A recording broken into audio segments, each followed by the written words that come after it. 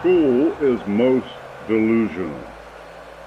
One school is hands down the champion. It's not really a contest.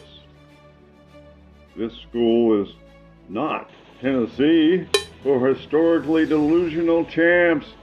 It's not Ohio State, who constantly fool themselves into believing they are at the very top of more in a provincial conference in the Tundra.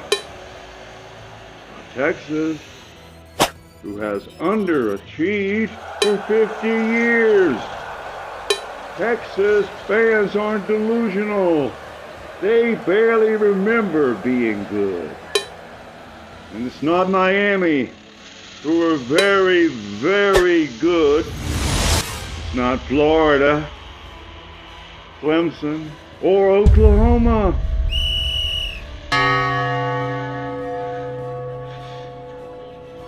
Those schools had good runs. Hanging on to a good run isn't delusional. It's just sad. So, who is this hands-down champ of delusion? Well, it's not USC, Oklahoma, or Michigan. Those are dying schools looking for a conference. No delusion there. Desperation is not delusion. Though the delusional do get desperate sometimes. But desperation requires action. Delusional schools don't get desperate soon enough.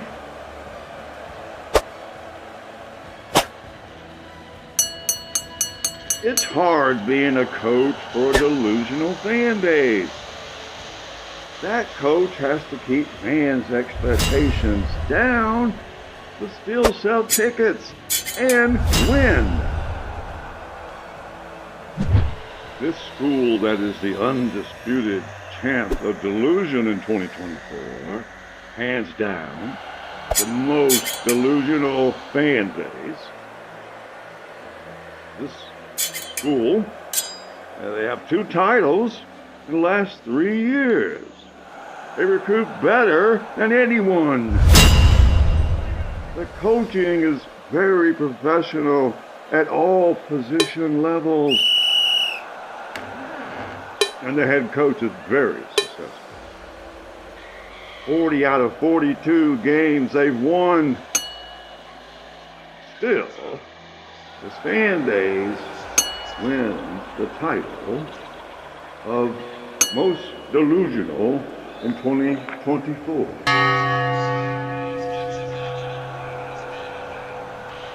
You see, Georgia fans are the most delusional. And here's why. They genuinely expect to go undefeated and really unchallenged. And that's not unrealistic. That's not an unrealistic expectation. They really should go undefeated and not challenged. But when the actual season starts, you're going to find a shaky win at Clemson. You can't score in the first half against anybody. Alabama shows up and it's a pick'em game. By the time Texas rolls around, you might be the underdog. And you might lose to Texas because you can't go 2 empty quarters against Texas and Alabama. But we will. Just like last year against weak teams, we couldn't score much more than they did. But we have a giant, unstoppable offense. But you won't see it by week 5. You won't see it by week 10. By week 10, this team will have forgotten all about any delusions of grandeur. So I've done my duty. I tried to get Georgia fans less delusional. But the best cure is a round of hard knocks, and Georgia's got them coming. But it really doesn't have to be like this. It doesn't have to be like that.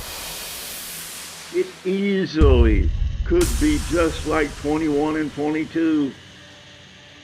Yeah, the thugs showing up got fancier cars and more money, but they still know how to play football. And they're still getting taught the right way. And most of them really want it.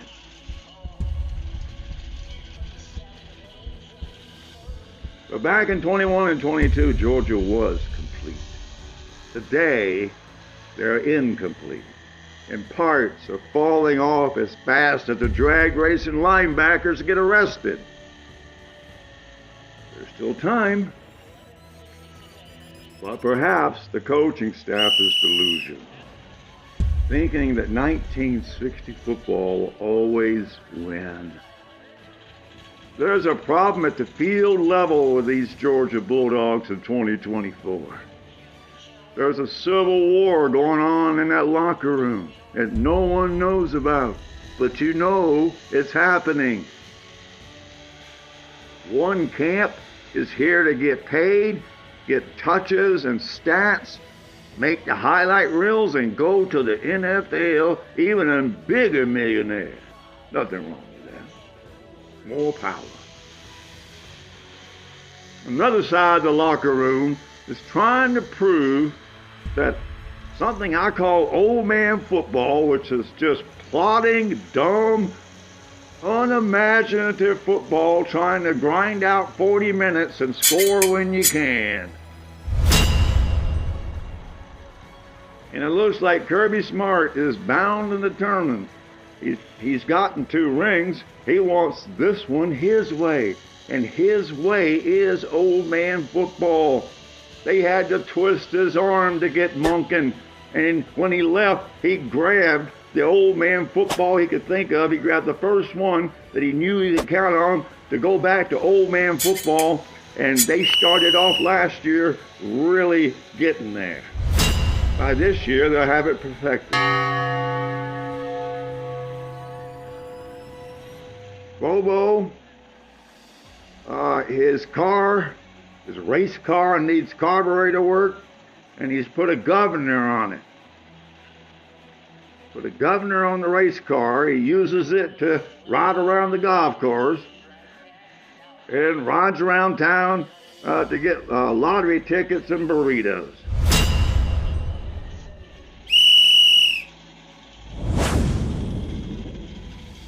So he's got a race car, but he don't know how to drive it. He's driving it like a golf cart. Horses need jockeys, and jockeys need horses. But what Bobo gives Georgia is a jackass with no jockey. I don't know a better way to put it. So the simple truth is, Georgia loves old man football. They always have. Kirby likes the Todd Monken improvement, but he loves old man football more. So are we once again as fans going to have to watch this tired joke again? Kirby wants to win one his way, and not the way they actually won 2 titles. He's determined to win a title with old man football. Rick failed, Donnan failed, Dooley mostly failed. It could perhaps be done, but why are they trying so hard when the easy way works so much better?